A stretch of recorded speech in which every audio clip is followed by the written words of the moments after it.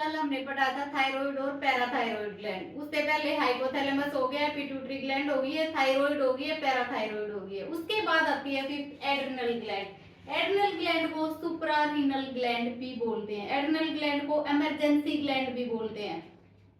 तो इसमें क्या होता है, किडनी होती है हमारी, ये मान लो हमारी किडनी कहाँ पे प्रेजेंट होती है, ये किडनी के पास होती है। कहाँ पे होती है, किडनी के पास होती है। ये क्या है, हमारी एड्रिनल ग्लैंड। इसमें दो पार्ट होते हैं, एक एड्रिनल कॉर्टेक्स होता है और एक अंदर वाला मेडुला होता है।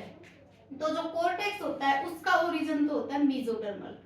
जो एड्रिनल कॉर्टेक्स होता है, अगर वो पूछे कि ये कौन सा ओरिजिन होता है तो कौन सा होता है उसका, मेसोडर्मल। और जो एड्रिनल मेडुला होता है, मेडुला का होता है एक्टोडर्मल। ठीक है। उसके बाद आता है कि अगर हम देखें उसको स्ट्रक्चर को डिटेल में, तो यहाँ क्या आएगा, ऊपर एड्रिनल कैप्सूल प्रेजेंट होते हैं, ये एड्रिनल कैप्सूल बोलते हैं इसको।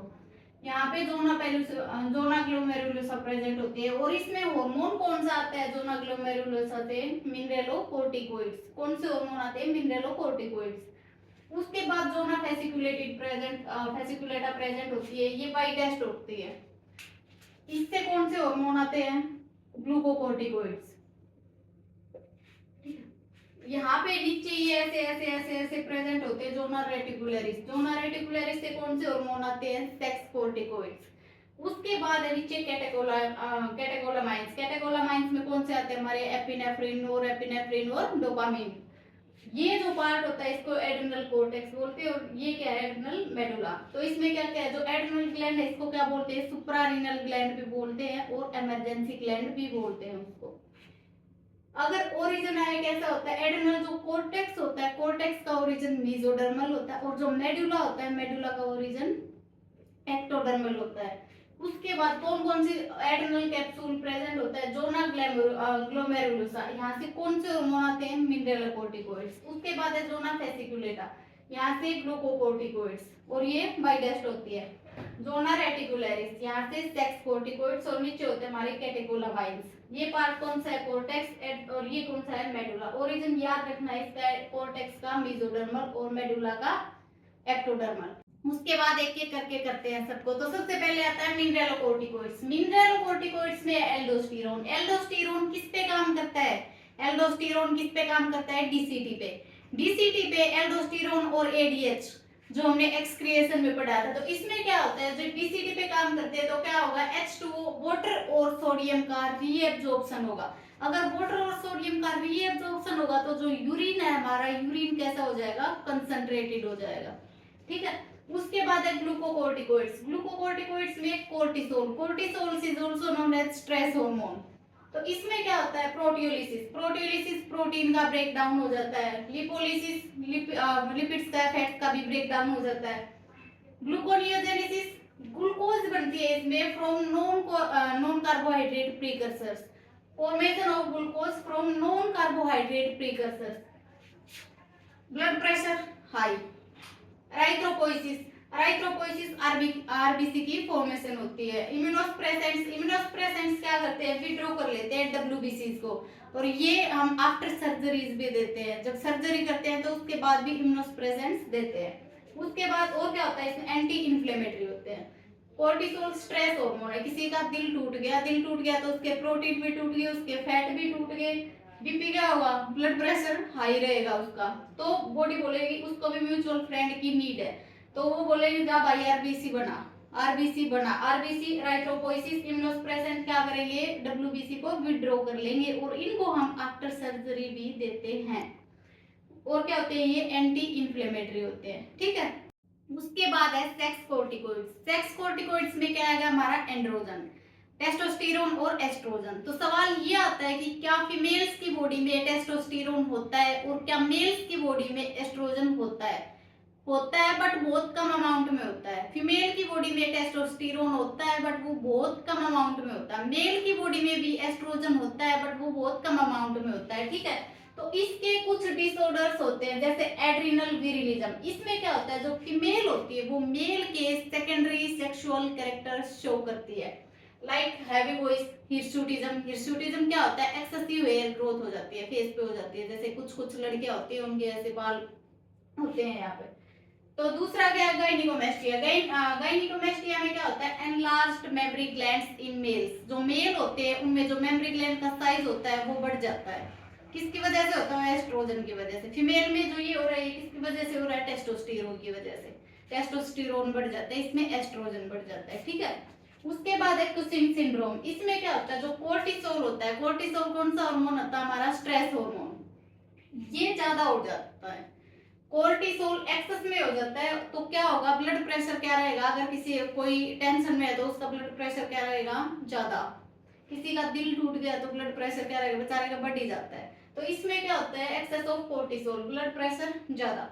उसके बाद है एडिसन्स डिजीज। एडिसन्स डिजीज में क्या होता है, ये होती है जो एल्डोस्टेरोन और ग्लूकोकोर्टिकोइड्स की कमी से होती है, deficiency of aldosterone and glucocorticoids. इसमें होता क्या है, स्किन पिगमेंटेशन हो जाती है। जो ब्लड होता है हमारा, ब्लड के अंदर पोटेशियम बहुत ज्यादा हो जाता है, हाई पोटेशियम इन ब्लड, ठीक है। पहला क्या है, एड्रिनल विरिलिज्म, जो फीमेल होती है शो करती है मेल के secondary sexual characters like heavy voice, hirsutism. Hirsutism क्या होता है, एक्सेसिव हेयर ग्रोथ। उसके बाद है gynaecomastia. Gynaecomastia enlarged mammary glands in males. उसके बाद कुशिंग सिंड्रोम, इसमें क्या होता है, कोर्टिसोल बढ़ जाता है, बीपी बढ़ जाता है। एडिसन्स डिजीज, जो एल्डोस्टेरोन और ग्लूकोकोर्टिकोइड्स होते हैं उनकी डेफिशिएंसी से होती है, और इसमें क्या होती है, स्किन पिगमेंटेशन हो जाती है। जो ब्लड होता है हमारा, ब्लड के अंदर पोटेशियम बहुत ज्यादा हो जाता है, ठीक है।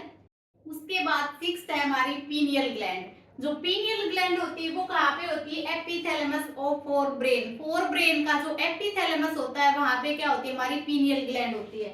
ओरिजिन आए कैसा होता है, तो ब्रेन में कैसा होता है, ectodermal, ectodermal in origin. Hormone कौन सा आता है, मेलाटोनिन। कौन सा हार्मोन आता है यहाँ से, मेलाटोनिन। जो मेलाटोनिन होता है वो काम क्या करता है, जो हमारी स्लीप साइकिल होती है, स्लीप वेक साइकिल, उसको रेगुलेट करता है, या उसको सर्केडियन रिदम भी बोल सकते हैं, डायर्नल साइकिल भी बोल सकते हैं, 24 आवर साइकिल भी बोल सकते हैं। हम कब खाना खा रहे हैं, कब सो रहे हैं, वो सब कौन रेगुलेट करता है, मेलाटोनिन। उसके बाद ये इम्यूनिटी को भी अफेक्ट करता है, इम्यूनिटी को अफेक्ट करेगा, पिगमेंटेशन को भी अफेक्ट करेगा, मेंस्ट्रुअल साइकिल को भी अफेक्ट करेगा, सारी चीजों को। तो 24 आवर साइकिल बोलते हैं। तो कहाँ पे है, epithalamus of fore brain, fore brain के एपिथैलेमस में प्रेजेंट होती है। ओरिजिन कैसा होता है, एक्टोडर्मल ओरिजिन होता है। हार्मोन कौन सा आता है, मेलाटोनिन। काम क्या करता है मेलाटोनिन, जो हमारी स्लीप वेक साइकिल होती है उसको रेगुलेट करता है, या उसको सर्केडियन रिदम भी बोल सकते हैं, डायर्नल साइकिल भी बोल सकते हैं, 24 आवर साइकिल भी बोल सकते हैं। इम्यूनिटी को अफेक्ट करेगा, पिगमेंटेशन को अफेक्ट करेगा, मेंस्ट्रुअल साइकिल को अफेक्ट करेगा, ठीक है। उसके बाद नेक्स्ट है थाइमस। थाइमस ऐसी ग्लैंड होती है जिसका साइज एज के साथ कम होता जाता है। Size of gland reduces with age. होती कहाँ पे है, नियर हार्ट, हमारे दिल के नजदीक होती है। ओरिजिन कैसा होता है, एंडोडर्मल। हार्मोन कौन सा आता है, थाइमोसिन। ये काम क्या करती है, जो थाइमस ग्लैंड होती है वो क्या करती है, जो ये ट्रेन करती है टी लिम्फोसाइट्स को या टी सेल्स को कि उनको कैसे फाइट करना है, ठीक है। थाइमस साइज क्या होगा, रिड्यूस होता जाएगा विद एज। ओरिजिन कैसा होता है, एंडोडर्मल होता है। होती कहाँ पे है, नियर हार्ट। हार्मोन थाइमोसिन काम क्या करेगी, ट्रेन करेगी टी सेल्स को या टी लिम्फोसाइट्स को हाउ टू फाइट, ठीक है। उसके बाद है पेनक्रियाज। पेनक्रियाज में क्या होता है, 1 to 3% आइलेट्स ऑफ लैंगरहैंस। उसके इसमें कौन कौन सी सेल्स होती है, alpha cells, beta cells, delta cells, F cells. तो अल्फा सेल्स क्या सीक्रेट करते हैं, ग्लूकागोन। और जो ग्लूकागोन होता है वो ब्लड शुगर लेवल को इंक्रीज करता है। Glucagon increases the blood sugar level. उसके बाद है बीटा सेल्स। बीटा सेल्स क्या सीक्रेट करती है, इंसुलिन। ये क्या करता है, cellular uptake of glucose and amino acids.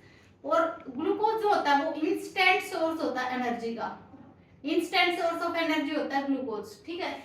Cellular uptake of glucose amino acids, और ब्लड शुगर को कम करता है। इंसुलिन क्या करता है, ब्लड शुगर लेवल को कम करता है।